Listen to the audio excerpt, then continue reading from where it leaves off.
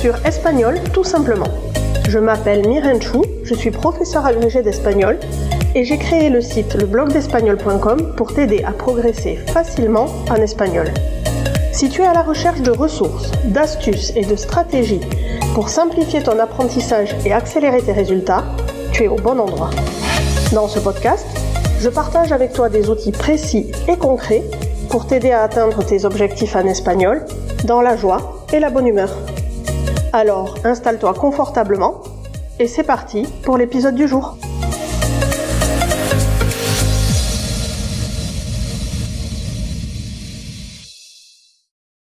Hola hola, j'espère que tu vas bien. Je suis très heureuse de te retrouver dans ce nouvel épisode de Espagnol tout simplement.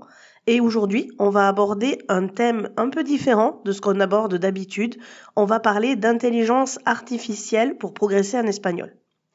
Alors, il fut un temps où apprendre l'espagnol se résumait à feuilleter des manuels indigestes, faire des fiches, apprendre par cœur des listes de vocabulaire interminables. Mais tout ça, c'est du passé, et c'est du passé depuis bien longtemps, même avant l'intelligence artificielle. Si tu es par ici depuis quelque temps, tu sais bien que ce n'est pas ma tasse de thé et que même si j'essaie d'être toujours exhaustive, précise et rigoureuse, je prône plutôt l'apprentissage par le jeu, par le ludique et par des moyens beaucoup plus fun et efficaces. Et aujourd'hui, l'intelligence artificielle vient à ta rescousse pour rendre ton apprentissage encore plus facile et ludique. Bon, une petite précision avant tout, on ne va pas se mentir, l'intelligence artificielle ou IA comme on l'appelle, ne remplacera jamais l'interaction avec un humain. Et, je te le redirai toujours, rien ne vaut un bon prof ou une formation complète. Pour autant, tout n'est pas non plus à jeter dans l'intelligence artificielle et dans les moyens modernes et les différentes intelligences artificielles comme ChatGPT par exemple peuvent devenir de bons partenaires d'apprentissage. Et si l'IA ne peut pas tout faire, elle peut néanmoins t'aider à booster tes progrès d'une manière plus personnalisée. Alors aujourd'hui, on va voir ensemble 4 astuces pour utiliser ChatGPT ou une autre intelligence artificielle et vraiment faire décoller ton espagnol.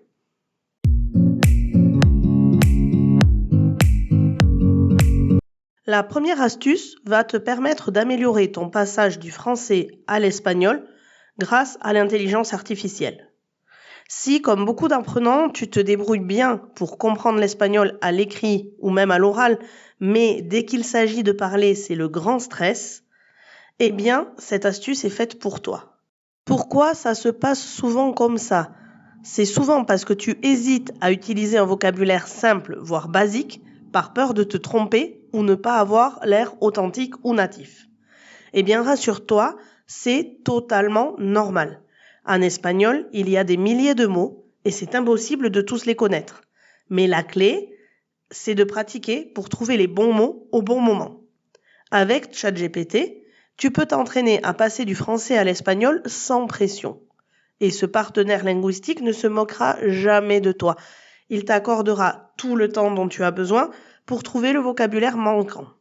Voyons concrètement comment ça peut se passer à travers un exemple. Tu peux par exemple prendre une phrase en français, admettons j'aimerais réserver une table pour 2 et demander à l'IA de la traduire en espagnol. De regarder la traduction qu'elle propose, tente de formuler toi-même la phrase en espagnol, puis vérifie ensuite, avec l'intelligence artificielle, si tu sembles être dans le vrai. Ensuite, tu peux faire varier les exemples pour t'habituer à créer tes propres phrases. Tu peux lui demander de te donner 2 ou 3 autres façons de dire la même chose, et tu peux également lui faire changer le registre de langue. Du plus familier au très soutenu, tu découvriras alors toute une palette de registres et d'expressions en un seul outil.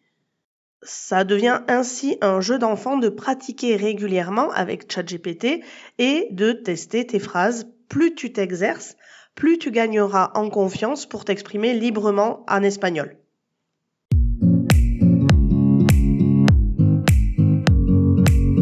La deuxième astuce que je voulais voir avec toi aujourd'hui va t'aider à assimiler le vocabulaire en contexte grâce à l'intelligence artificielle. Parce qu'on le sait, apprendre des listes de vocabulaire, c'est barbant et c'est surtout peu efficace. Le secret pour retenir du vocabulaire, c'est de l'apprendre en contexte avec des exemples de manière ludique et en pratiquant à la fois la loi de Pareto. J'ai fait tout un épisode de podcast à ce sujet si tu ne sais pas ce que c'est. Et en pratiquant la répétition espacée. Pareil, tape répétition espacée sur le blog et tu trouveras plusieurs articles qui t'expliquent ce que c'est et comment la mettre en place. Si on revient à notre intelligence artificielle, tu peux commencer une conversation avec elle en espagnol sur un sujet qui te passionne. Ça peut être n'importe quoi. La cuisine, le sport, les voyages, le yoga. Laisse l'IA te fournir de nouvelles expressions dans des phrases concrètes. Avec l'IA, même si tu débutes, tu peux lui parler en français et lui demander de te répondre en espagnol. Par exemple, ça peut donner le dialogue suivant. Toi, tu peux écrire, prompter. Un prompt, c'est la façon dont tu donnes l'instruction à l'intelligence artificielle. Tu peux écrire, propose-moi une thématique sur laquelle je pourrais progresser aujourd'hui et propose-la moi en espagnol. ChatGPT pourrait te répondre « Hoy me gustaría enseñarte algunas expresiones idiomáticas relacionadas con el deporte ». Ce qui veut dire « Aujourd'hui, j'aimerais te montrer quelques expressions idiomatiques en lien avec le sport ». Et tu peux lui répondre en français. Génial. Quel sport me conseillerais-tu pour de découvrir en Espagne? Et lui pourrait te répondre, par exemple, podrías probar la pelota vasca, un deporte típico del norte de España. La conversation peut se poursuivre à l'infini. Tu peux lui demander de repréciser, de dire les choses différemment. Ici, dans l'exemple que je viens de te donner, l'intelligence artificielle utilise des termes spécifiques comme pelota vasca. Si tu ne les comprends pas, tu peux lui demander des phrases supplémentaires, toujours en espagnol, ou une définition détaillée. Si vraiment après tout ça, tu ne comprends toujours pas, tu peux lui demander une traduction. Cela te permet d'apprendre dans un contexte réaliste et d'intégrer ces nouveaux mots plus naturellement. Peu à peu, au fur et à mesure de tes progrès, tu parviendras à dialoguer tout en espagnol. À ce moment-là, tu pourras aussi demander à l'intelligence artificielle de te corriger. Petite astuce bonus, tu peux demander à ChatGPT de créer des dialogues autour de situations concrètes, comme par exemple commander dans un restaurant. Ça t'aidera à avoir un support pour apprendre et pour pratiquer. Attention toutefois, ça reste une intelligence artificielle, c'est très performant, mais néanmoins, il y a quelques erreurs qui peuvent se glisser de temps en temps. Je te le redis ici, l'intelligence artificielle ne remplacera jamais un humain et ne remplacera pas un coach, mais c'est quand même une très bonne aide si tu n'as pas les moyens de te prendre une formation complète avec un vrai suivi par un enseignant diplômé.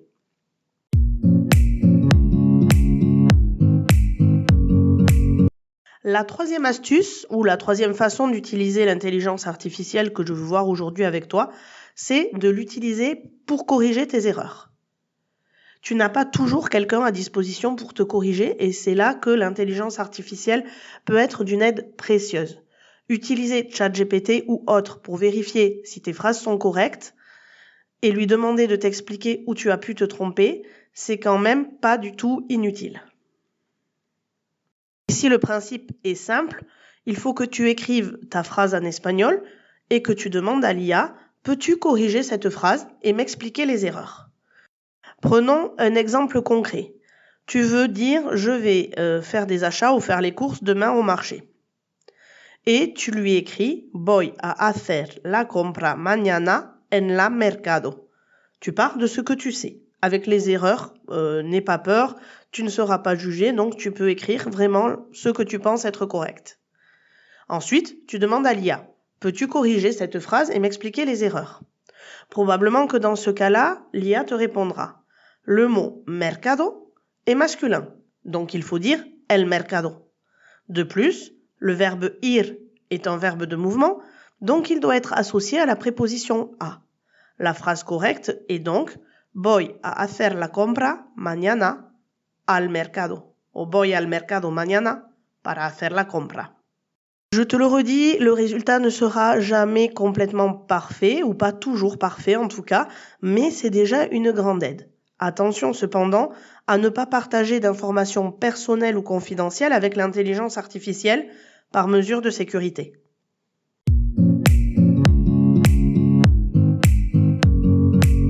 La quatrième astuce que je veux partager avec toi, c'est comment travailler ton oral avec la fonction dictée. Parce que parler, c'est bien, mais se faire comprendre, c'est encore mieux. Avec l'intelligence artificielle, tu peux utiliser la commande vocale pour dicter des phrases en espagnol.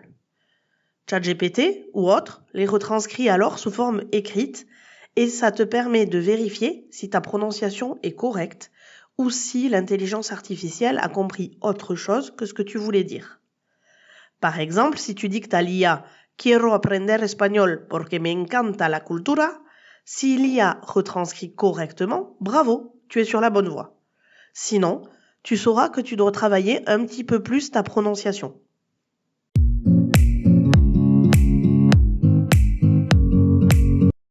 Voilà, on a fait le tour de ce que je voulais partager avec toi aujourd'hui.